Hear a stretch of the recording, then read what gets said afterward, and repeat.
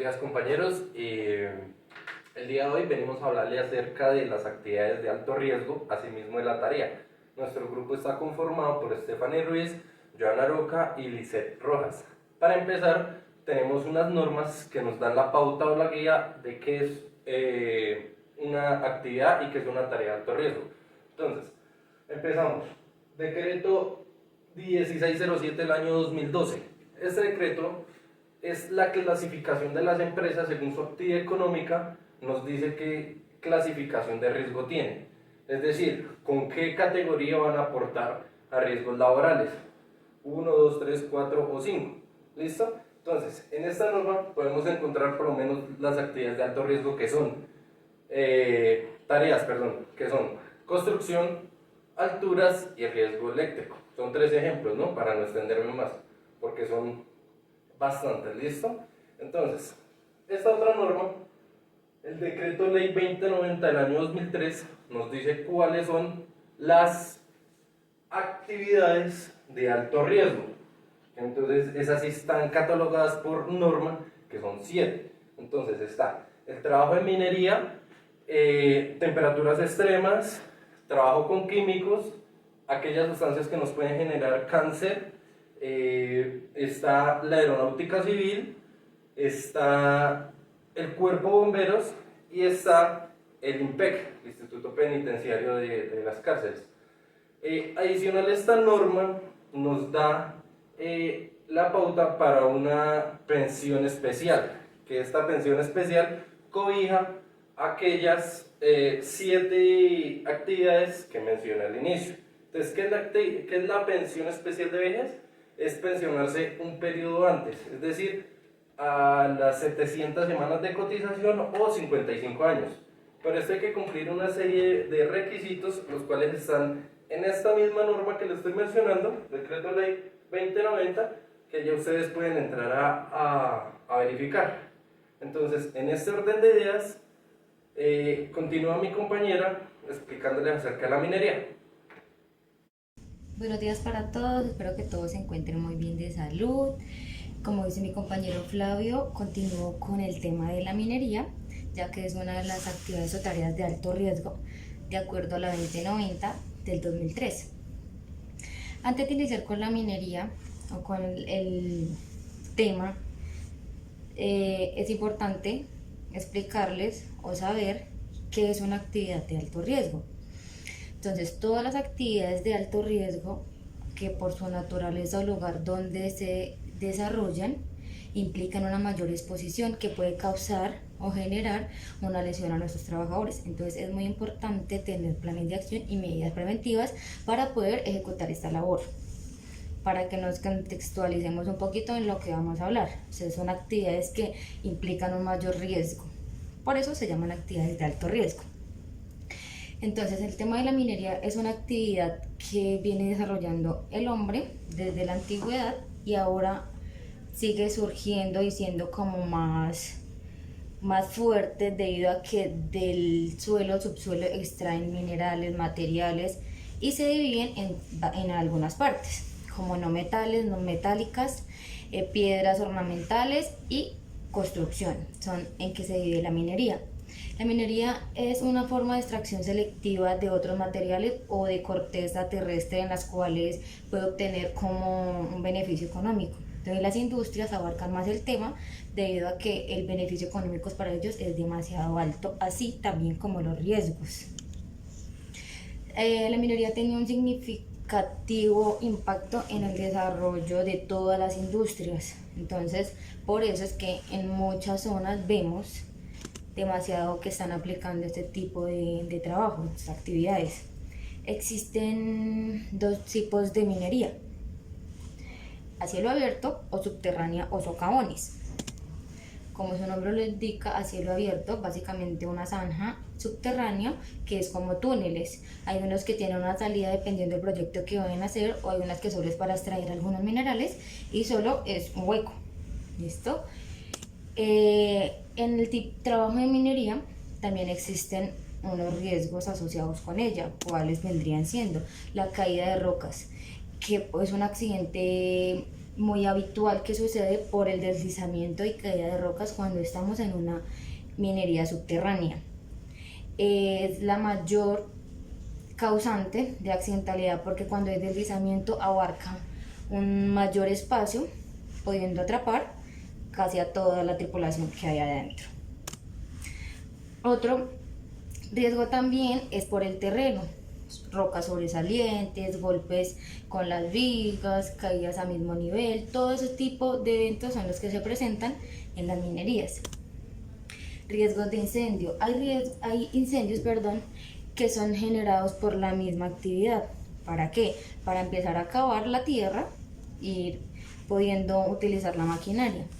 Como hay otra que se hacen por fallas de la actividad. ¿Cuáles podrían ser? A la manipulación de sustancias químicas, que es una de las actividades que utilizan, los materiales que utilizan en las minerías. Entonces, por las altas temperaturas y la mala manipulación puede ocasionar un incendio fácilmente, y además siempre que hay un incendio en una mina subterránea es demasiado grave por las consecuencias de la emisión de humo producidos por estas sustancias combustibles. También los derrumbes, cuando digamos, la primera era deslizamiento, cuando ya hay derrumbes, la minería como tal se cierra porque la tierra está demasiado débil y puede seguir ocasionando deslizamientos. Bueno, esos son los riesgos que se presentan habitualmente en las minerías, pero también hay riesgos que afectan la salud de los trabajadores. ¿Cuáles serían esos riesgos? Los polvos. Hay polvos irritantes, hay polvos que generan enfermedades como la enfermedad del pulmón, que es ocasionada por el polvo que genera el carbón, y es uno de los trabajos que más realizan, excavación de carbón y todo eso. Polvos irritantes, extracción de piedras, caliza, la que se utiliza para hacer el cemento, también lo sacan de las minerías. Polvos tóxicos, el magnesio, el mercurio, el plomo, sustancias reactivas. Gases irritantes, tóxicos, nitrógenos, que provienen de los explosivos y las funciones. O sea, cuando utilizan el tipo de explosivos para empezar a abrir el tema de la mina, entonces ese polvillo que suelta esos explosivos generan una afectación para la salud. Gases asfixiantes. Los gases asfixiantes es por la manipulación de herramientas que a veces tienen que romper rocas, y ese polvo y esos gases que van emanando la sustancia a medida de que va uno excavando también afectan contra la salud. También tenemos riesgos físicos. Los trabajadores pueden ser atacados o afectados por calor, ruido, vibraciones, humedad, presión atmosférica. En las vibraciones, se ven las vibraciones porque estamos dentro de la tierra, y además porque el uso de las herramientas que se usan allá son de tipo industrial. Entonces ese tipo de herramientas para romper rocas genera una vibración alta que afecta la circulación y los ligamentos de los trabajadores. La higiene básica. Las condiciones de características de los trabajadores dificultan considerablemente las buenas condiciones de saneamiento básico. El tema de, digamos, cuando estamos dentro de la minería, hay agua, hay contaminación en el aire, y todos los alimentos y todo lo que tenemos ahí igualmente se contaminan. Y por lo general los mineros no son muy higiénicos en el tema de la alimentación o de tomar bebidas debido a la deshidratación que están ahí, las tienen siempre con ellos, pero todo lo que emanan estas sustancias pues es infectada y es ingerida por ellos. También perdemos la visión porque cuando son minerías subterráneas la iluminación es muy baja, entonces empezamos a desarrollar ceguera. También el manejo de cargas, riesgo biomecánico, porque al estar golpeando o impactando con toda la fuerza de nosotros un material hasta desgastarlo y que rompa, pues es un sobreesfuerzo que estamos haciendo. Entonces también es afectado y se ven riesgos de biomecánico, como hernias discales, manguito rotador, todo ese tipo de enfermedades. En las minerías se debe contemplar o tener medidas de seguridad, como el uso del casco, el overol completo, botas de seguridad, punta de acero, la careta de gases, porque hay gases orgánicos que afectan la salud del trabajador, como ya decía anteriormente. Entonces es muy importante tener todos los elementos de protección personal. En la minería o el trabajo en minería es muy importante el tema de Medevac, plan de evacuación médica. Uno dice, bueno, ¿será que como los trabajos normales tienen un Medevac que suena la alarma? Esperemos, nos miramos, listo, es un temblor, esperamos, salimos, evacuamos, nos contamos y ya, o cómo es allá. Claramente se debe tener un plan de evacuación médica, ya que estamos en una zona de alto riesgo. Tienen coordinador de emergencias, operador logístico y supervisores que están encargados de supervisar todo el equipo, de hacer las mediciones higiénicas donde va a estar el trabajador. Hay alarmas, no están esperando, ay, hasta que conteste le voy a avisar que hay que evacuar. No hay alarmas desde la parte de afuera que les indican a ellos cuándo deben salir, dónde deben salir y cuál es el punto de encuentro. Entonces, pues yo termino con esto. Espero que haya sido claro y la idea fue pues transmitirles un poquito de lo que investigué y pues muchas gracias, que todos se encuentren muy bien. Dándole continuidad al tema que venía manejando mi compañera acerca del decreto 2090, en su artículo 2, numeral 2, nos habla de las temperaturas extremas. Son aquellas temperaturas que nos pueden generar una enfermedad de origen laboral y por ello una pensión especial de vejez. ¿Listo?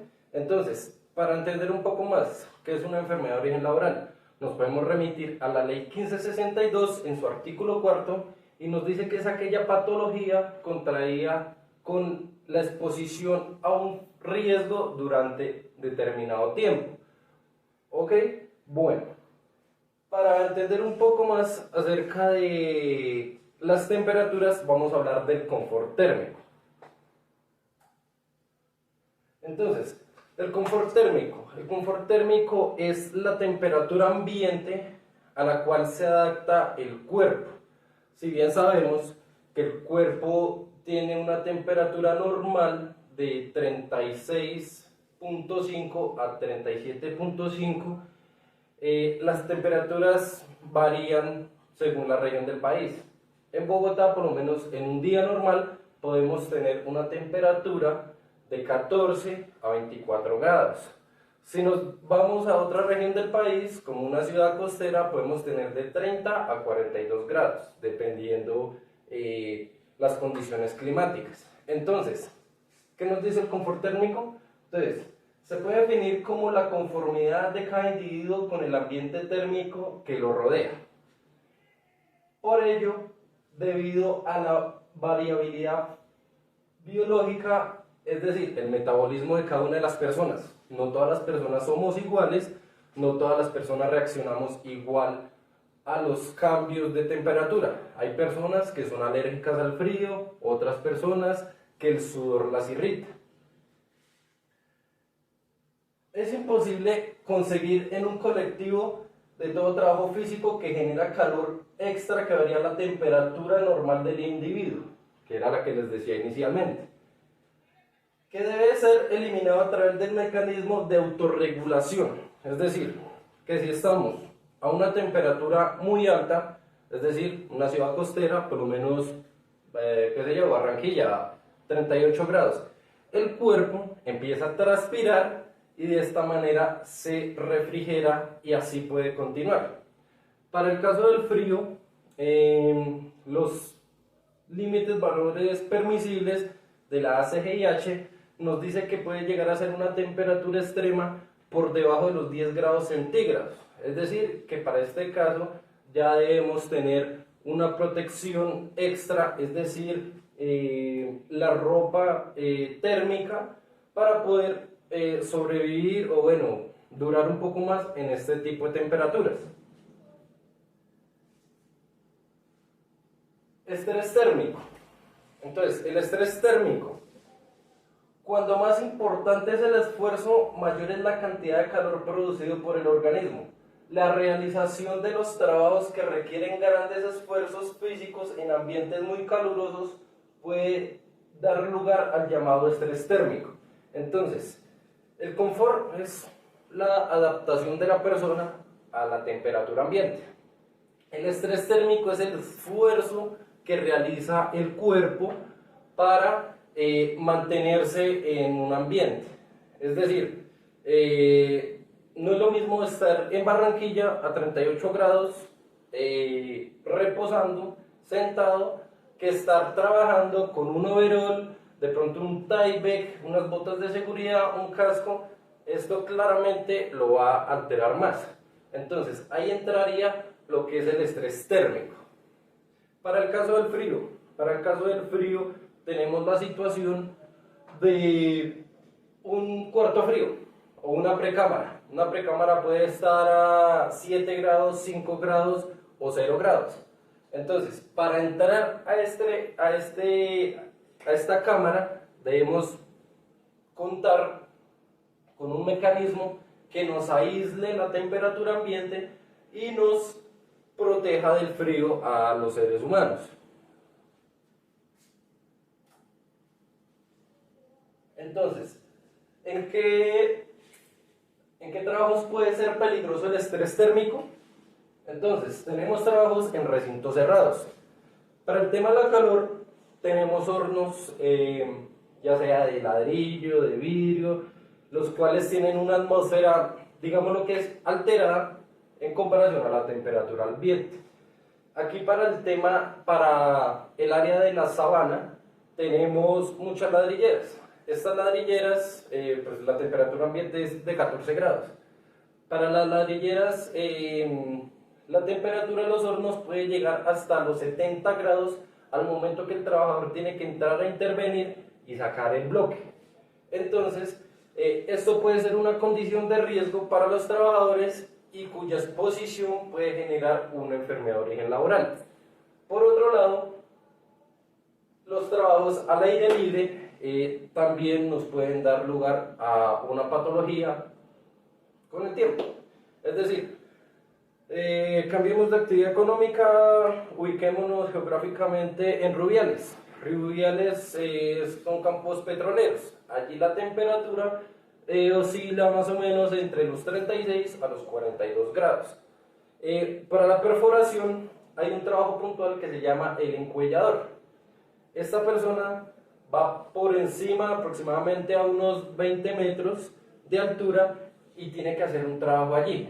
Entonces, tiene que subirse con su overol, su equipo de protección contra caídas y realizar el esfuerzo para subirse a los 20 metros.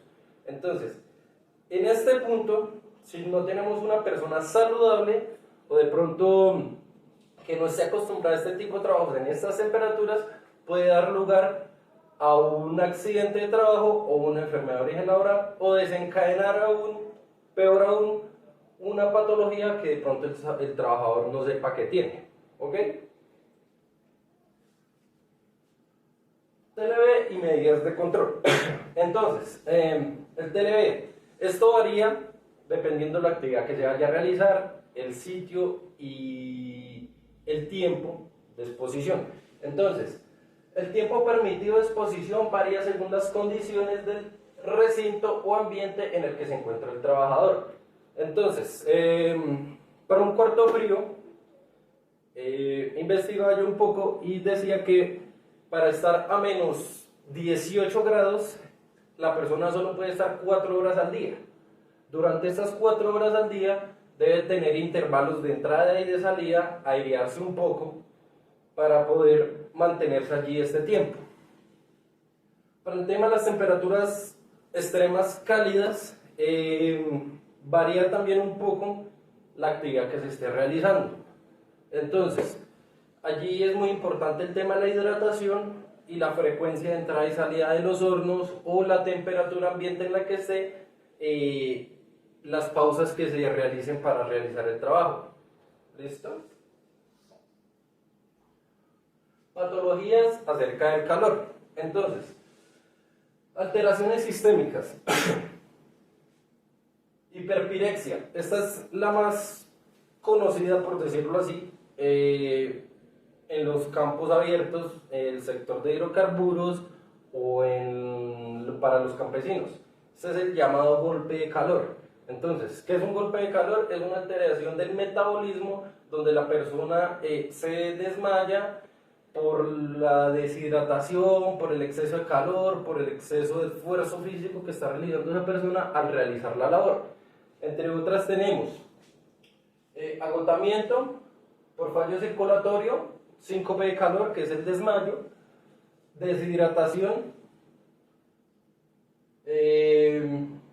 anhidrosis, que es sudoración insuficiente. No todas las personas, como les decía anteriormente, reaccionan de igual manera a las temperaturas. Alteraciones cutáneas, entonces tenemos erupción por calor, que el nombre es miliria rubra. Entonces son como ampollas que se pueden generar a la piel mientras se desarrollan estas actividades. Tenemos cáncer de piel, que es la exposición excesiva de pronto al sol o a otros factores. Transitorios, puede ser la fatiga crónica leve, de pronto una persona que no esté acostumbrada y vaya a realizar actividades en temperaturas extremas, pues no va a aguantar, entonces a esto se referencia. Y pérdida aguda del control emocional, entonces puede tener intervalos emocionales, de pronto esa pérdida de la conciencia. ¿Ok? Efectos a la salud, entonces sensación de malestar, esto es para el tema del calor, sudoración, dilatación de vasos sanguíneos, bajo rendimiento, trastornos alimenticios, pérdida de aguas y sales, aumento de la respiración, entre otros. Para el tema del frío, una de las enfermedades más comunes es la hipotermia.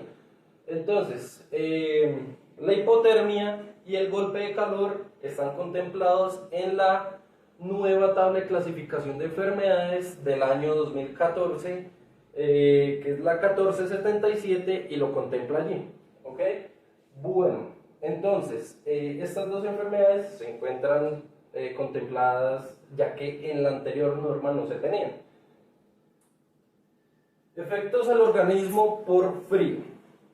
Entonces, se ve alterado el sistema cardiovascular, el sistema inmunológico, el sistema nervioso, el sistema vascular, el sistema reproductor y el sistema hematopoyético. Es decir, para esto tenemos que tener en cuenta que las personas que vayan a desarrollar actividades sean personas sanas. Entonces, dentro de un plan de emergencias y contingencias, debemos contemplar que las personas que vayan a desarrollar actividades tengan su examen de ingreso y su examen periódico. Para ello es importante este examen porque una persona con hipertensión, que es una enfermedad de origen común, no puede estar realizando o no podría realizar actividades de temperaturas cálidas. Y para el caso de las temperaturas frías, una persona que sufra de problemas respiratorios, es decir, asma o rinitis, pues esto complicaría esta patología que es de origen común y pues la empresa tendría ahí cierta responsabilidad. Entonces, para el plan de emergencias y contingencias se debe contemplar un procedimiento operativo normalizado o un PONS en caso tal de que se llegase a presentar un evento natural, social o tecnológico, saber cómo responder y atender ante una emergencia.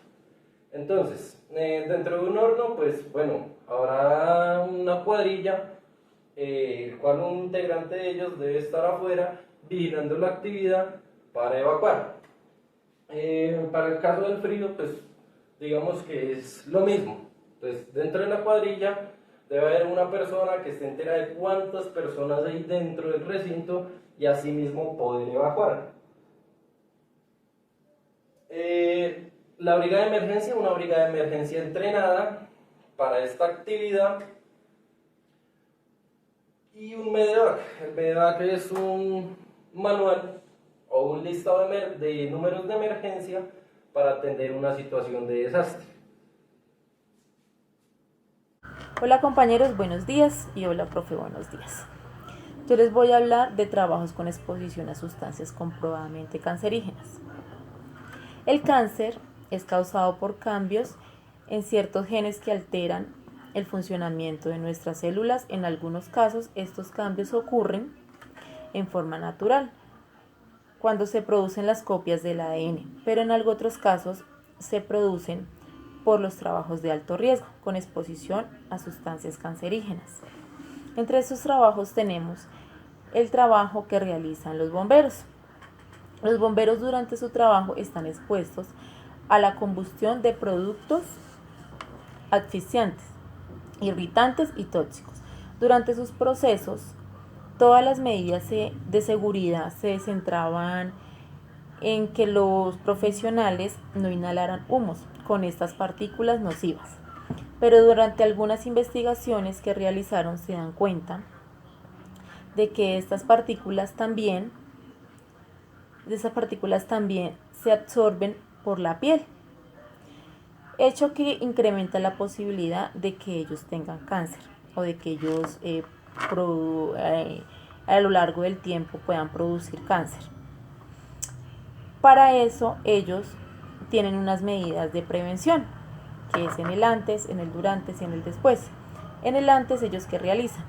En el antes ellos revisan todos los vehículos, le hacen pruebas de gases, al combustible, realizan como la inspección de sus equipos, que todos estén limpios, que su dotación también esté limpia. En el durante, ellos hacen una inspección de sus equipos de protección personal, de que estén en buenas condiciones y de que se las coloquen bien. Ellos realizan la inspección y pues realizan para ponerse bien sus elementos de protección personal. Después de que ellos ya terminan su labor, de que ya atienden la emergencia, se dirigen a su base y de allí se quitan su dotación, hacen una desinfección de todo su equipo de trabajo y de sus elementos de protección personal. También hacen que se duchan y se revisan más que todo las partes de la cara, del cuello, de la cabeza, para que todos hacen una inspección del cuerpo en general. En otro trabajo de alto riesgo que tenemos es el trabajo de los señores que realizan trabajos con soldadura. De los señores, en marzo del 2017 se evaluó la carcinogenicidad de los humos de la soldadura y ahora estos humos y radiaciones UV de la soldadura se clasifican como cancerígenos para el hombre.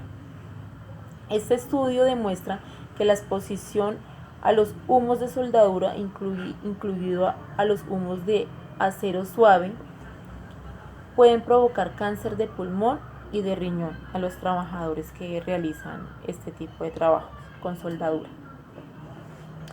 Entre otros tenemos el sector también de la construcción.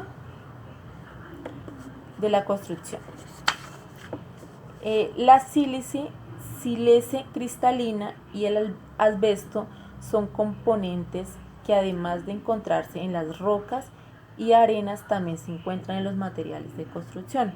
¿Cómo son? ¿En qué materiales se encuentran? Se encuentran en el ladrillo y en el cemento. Estos producen, los trabajadores al manipular este tipo de materiales, ese material produce un polvo o partículas. Esas partículas se van directamente a los pulmones. Por ejemplo, en el caso del asbesto, se utiliza en el sector construcción para fortalecer como el cemento. Entonces, estas partículas de asbesto se van directamente a los pulmones del trabajador y dura ahí por mucho tiempo. Esto hace que al trabajador a lo largo de los años le cause cáncer de pulmón. Cáncer de pulmón. Entre otros tenemos también las fábricas de plásticos y resinas y gomas. En estas fábricas,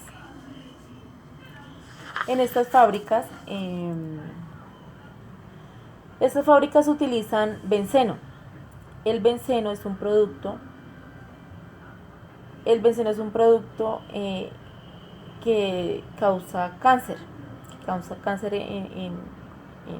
en los trabajadores. Entonces, los trabajadores que estén expuestos a este tipo de productos como el benceno pueden producir cáncer, pero ellos producen es la leucemia. Entre otros trabajos de alto riesgo, tenemos los trabajos que realizan los pilotos y las azafatas.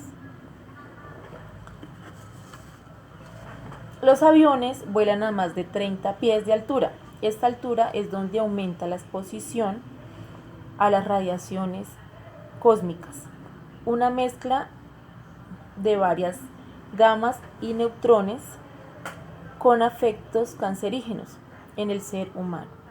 Por eso los pilotos están más expuestos a tener cáncer.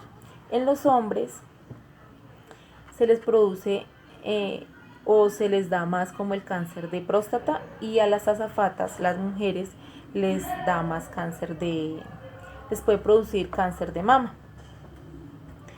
Entonces, pues compañeros, espero que les haya gustado mi exposición. Lo hice con todo el amor del mundo y espero pues que les haya servido de algo. Feliz día. Dentro de las tareas de alto riesgo también encontramos la radiación ionizantes. Esta es una energía proveniente de átomos inestables sometidas a la desintegración radioactiva o por máquinas. Se desplaza por medio de ondas desde su fuente. Los lugares de exposición de las energías ionizantes son donde se realiza extracción y tratamiento de minerales radioactivos, donde hagan preparación de radioactivos químicos, donde hagan preparación y aplicación de productos fluorescentes radioactivos, donde hagan fabricación y uso de equipos de radioterapia o rayos X, y donde sea una planta de producción de isótopos radioactivos. Los lugares más comunes donde encontramos radiaciones ionizantes son en las radiografías, en la parte de la industria, equipos de medición,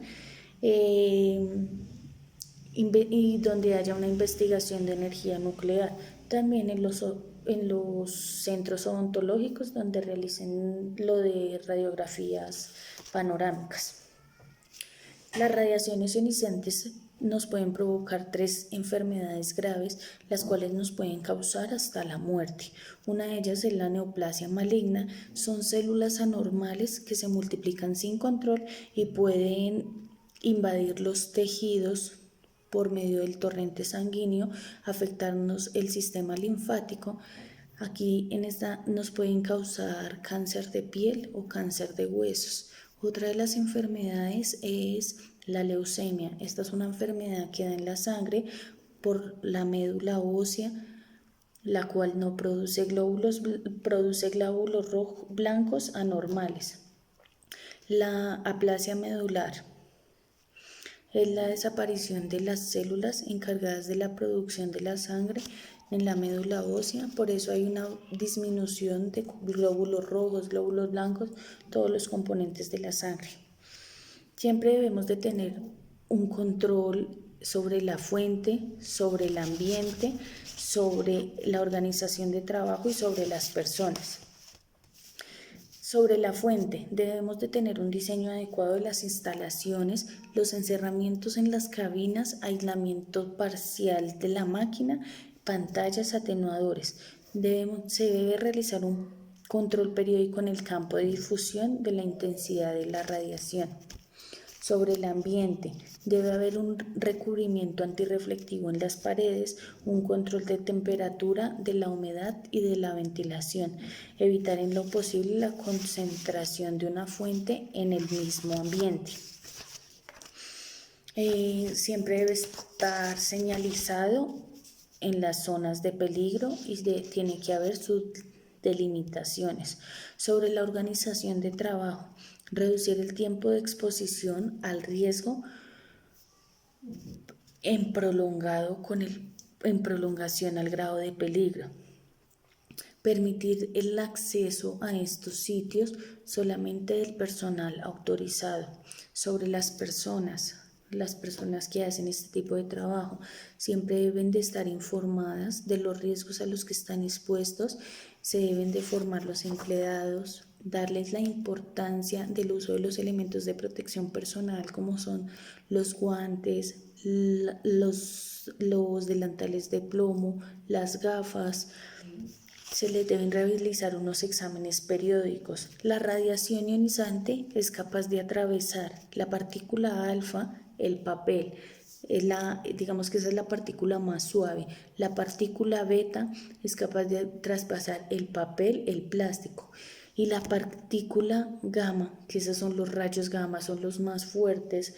Esta es capaz de atravesar cualquier barrera y lo único que la puede detener es un delantal de plomo. Por eso es tan importante que usen los elementos de protección personal. En cuanto a los aspectos legales relacionados con la radiación ionizantes en la salud, según la resolución 2003 del 2014, dice que el dosímetro es para medir la radiación acumulada en determinado tiempo. Las personas que están expuestas a esta actividad deben de cargar siempre un dosímetro, porque por medio de eso es que se les hace un seguimiento. En cuanto al Código Sustantivo del Trabajo, en el artículo 186, habla de que las personas con exposición a radiaciones ionizantes tienen un periodo de vacaciones cada 6 meses por 15 días. Tenemos que tener en cuenta que las personas que están expuestas a este tipo de trabajo de alto riesgo deben permanecer con capacitaciones, reentrenamientos, siempre manifestarles las importancias de los elementos de protección personal y informarles sobre qué técnicas usar en caso de emergencia. No siendo más,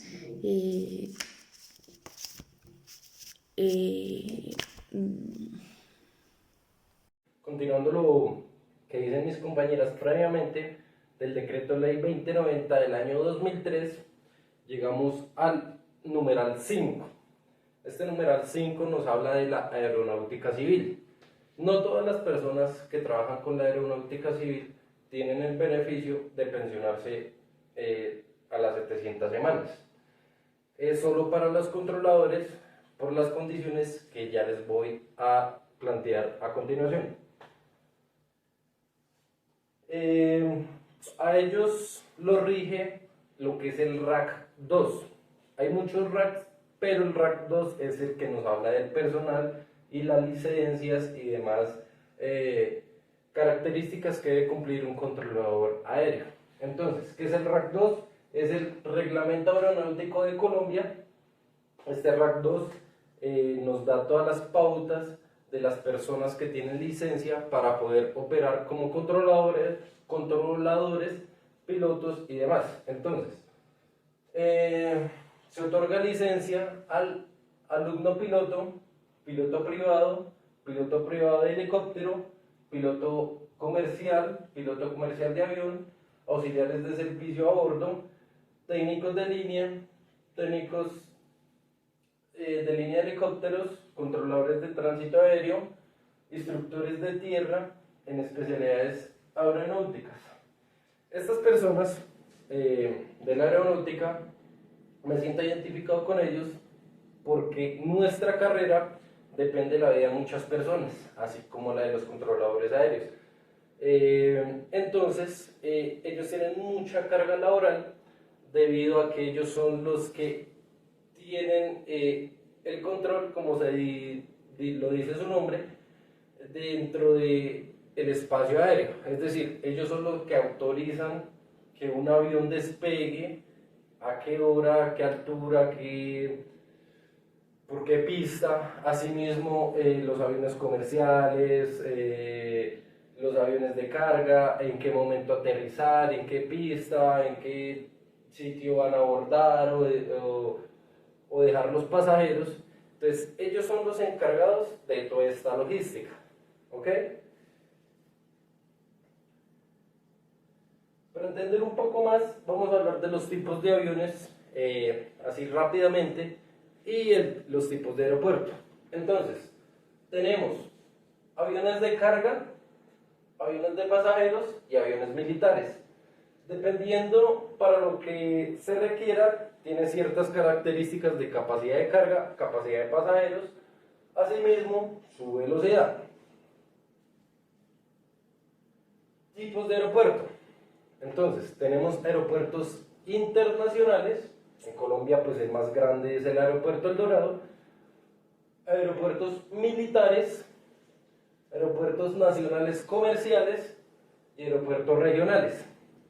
¿Qué es lo que pasa con estos aeropuertos? Deben de trabajar de manera articulada. Es decir, que si se llegase a presentar una emergencia o se llegase a presentar un tema dentro de la pista de aterrizaje, el controlador tiene que repartir los aviones que estén en el espacio aéreo por aterrizar y remitirlos a diferentes aeropuertos alternos. Entonces, la razón por la que los controladores aéreos tienen este beneficio de pensionarse a las 700 semanas es la carga laboral que ellos tienen. De ellos depende la vida de todas las personas que interactúan en el espacio aéreo. Si bien un avión pequeño puede transportar hasta 120 personas, un avión mucho más grande puede transportar de 600 personas. Entonces, el error más pequeño pues, puede causar un accidente y cobrar la vida de muchas personas. Entonces, por eso es la responsabilidad que ellos tienen. Por esta razón, ellos solo trabajan 4 horas al día. Por esta razón, ellos se rigen al RAC 2 y su licencia está en juego. Esta licencia es vitalicia, pero para que sea vitalicia, ellos tienen que cumplir ciertos parámetros y ciertos exámenes periódicamente. Es decir, a ellos les hacen un test de ansiedad, les hacen unos exámenes para mirar su capacidad de razonamiento y así poder continuar ejerciendo su labor. Entonces, por esta razón es que ellos tienen tanta carga laboral. Acá les pongo una imagen del síndrome de Burnout. Esto es el estrés crónico. Esta es la enfermedad del siglo XXI como la han catalogado. Entonces, esta es la razón por la cual los controladores aéreos están dentro de esta norma. Para un plan de emergencias, normalmente lo que se hace es evacuar. Un controlador aéreo no puede hacer esto. Un controlador aéreo tiene que ser el último en salir de la torre de control.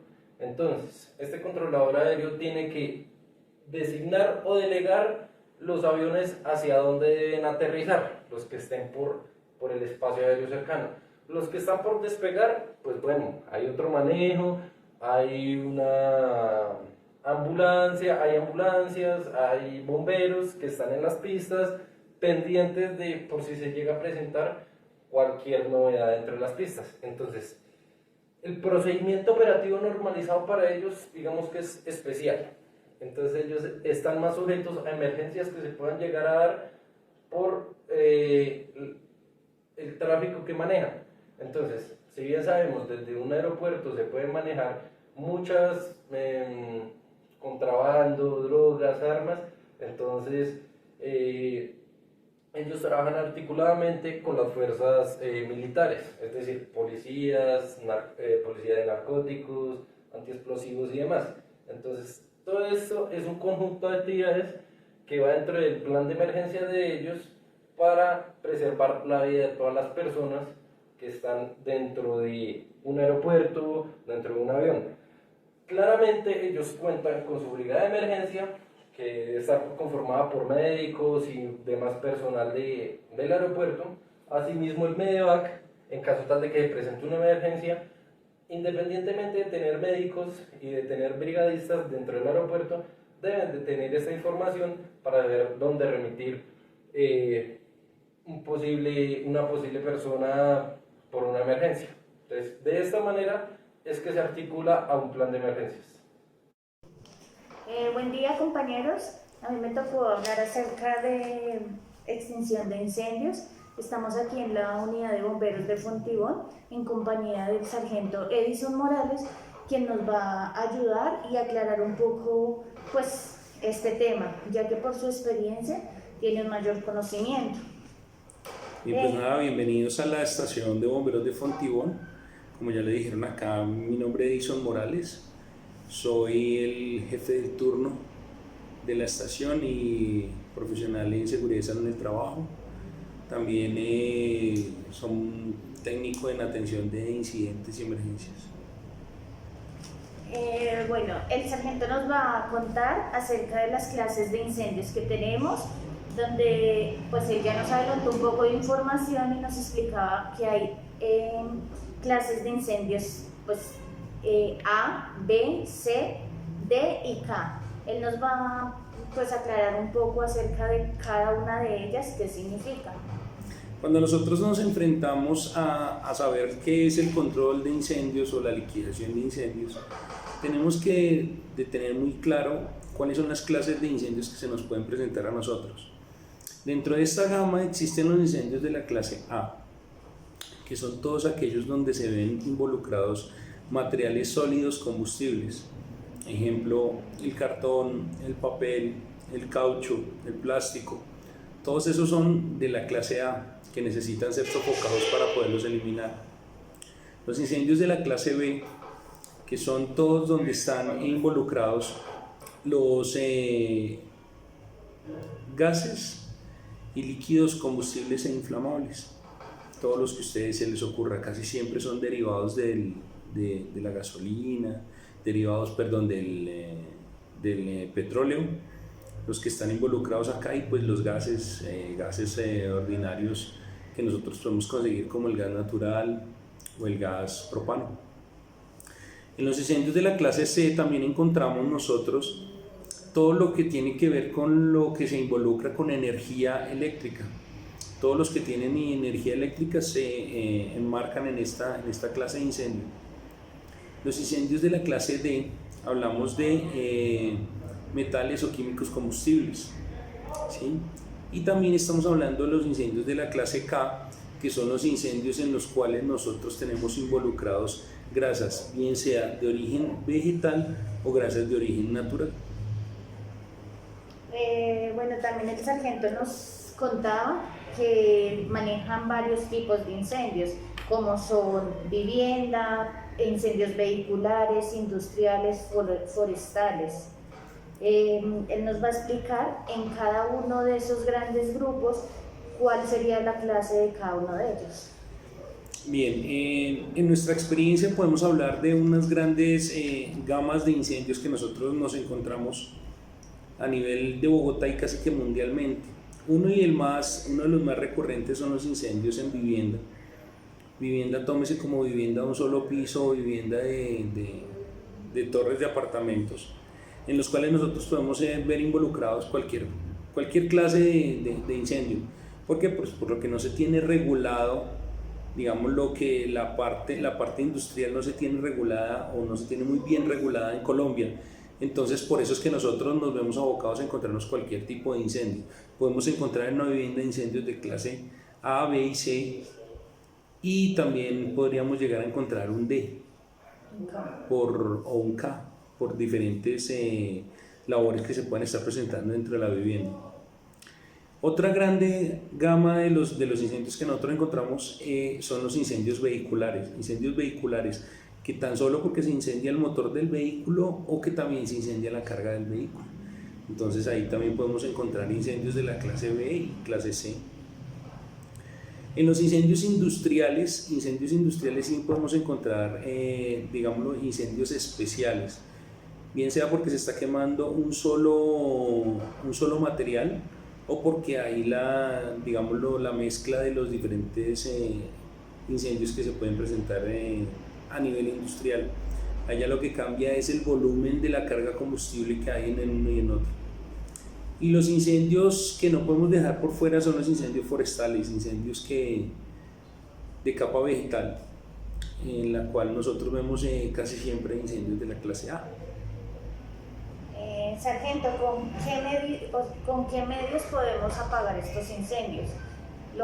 ¿Cuáles son los que ustedes usan frecuentemente? Claro, nosotros frecuentemente utilizamos el aliado principal de nosotros es el agua.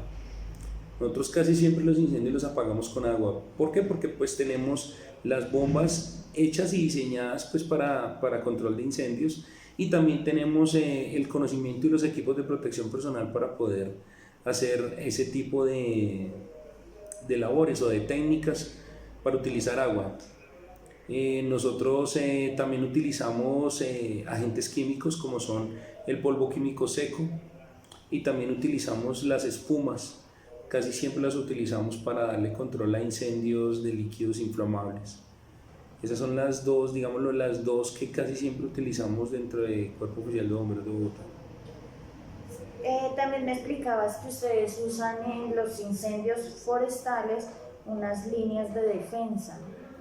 Sí, claro. Digámoslo que ese es un trabajo manual que nosotros hacemos para bajar la velocidad de los incendios forestales, y la técnica es muy sencilla y es hacer corte, rabado, cavado de un área de aproximadamente 1.5 metros, 2 metros, dependiendo la altura del incendio, para que cuando el incendio llegue a esa zona pues baje su intensidad y nosotros podamos utilizar, bien sea lo que vamos a poder llegar allá con agua o con agentes químicos como retardantes. Listo. Y por último, sargento, ¿nos podrías decir cuánto tiempo deben ustedes prestar de servicio para obtener una pensión? Pues digamos, viendo pues en este trabajo de alto riesgo. Pues nosotros tenemos en la normatividad de alto riesgo, nosotros tenemos una posibilidad diferente a la de los demás trabajadores, y es que nosotros trabajamos unas semanas cotizadas en alto riesgo, y después de que las completamos, por año trabajado nos descuenta al año normal que se pensiona cualquier empleado aquí en Colombia. Eso es lo que nosotros hacemos. Más o menos está en un rango de trabajo de unos 32 años, dependiendo en los años con que haya ingresado a laborar. Listo, sargento, eso era pues todo lo que queríamos saber acerca del gran trabajo y el esfuerzo que ustedes desempeñan. Le agradezco mucho por su conocimiento, pues el conocimiento que me brindó a mí y a mis compañeros, quienes van a aprovechar estos conocimientos que usted nos acaba de aportar. No, para eso estamos. Ya, mil gracias por haber venido por acá, y acá los esperamos. Muchas gracias. Vale. Buenos días, compañeros, buenos días, profe. Yo les voy a hablar el día de hoy de otro trabajo de alto riesgo. En este caso tenemos el trabajo que realizan los guardianes del IMPEC. Entonces, ¿qué significa IMPEC? IMPEC significa Instituto Nacional Penitenciario y Carcelario. El IMPEC es un organismo público adscrito al Ministerio de Justicia y Derecho, un comando de reacción inmediata, grupo que cumple la función de planear, ejecutar y apoyar. También cumple la función de velar por los derechos de los reclusos. El IMPEC, a pesar que es un grupo de alto riesgo, como lo son las fuerzas militares, los policías de Colombia, y al ser considerado trabajos de alto riesgo. Pero ¿qué pasa con esto? El IMPEC no tiene los mismos beneficios que tienen nuestros policías o nuestros militares. El IMPEC, bueno, los policías y los militares, ellos se pensionan a los 20-25 años de servicio, pero el IMPEC no, el IMPEC se pensiona, bueno, el IMPEC cotiza, tiene que cotizar 700 semanas para poder pensionarse, o a su vez, también ellos tienen que durante 32 años de servicio estar cotizando en, o sea, en riesgo 5, o sea, en alto riesgo.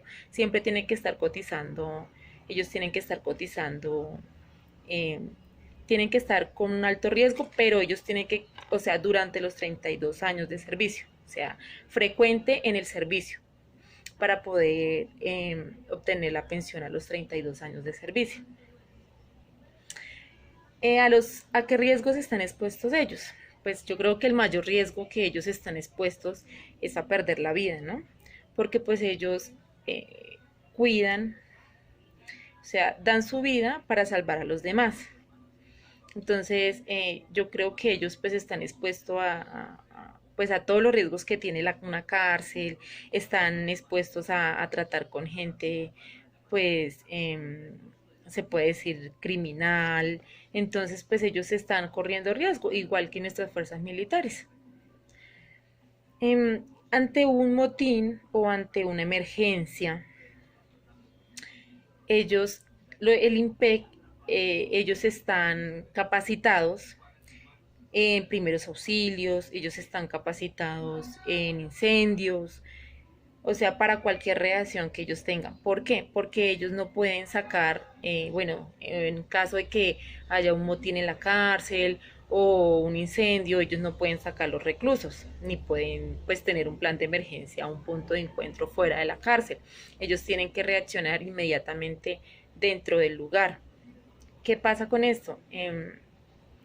No sé si se acuerdan que hace poco hubo un motín en la cárcel, pues en varias cárceles del país.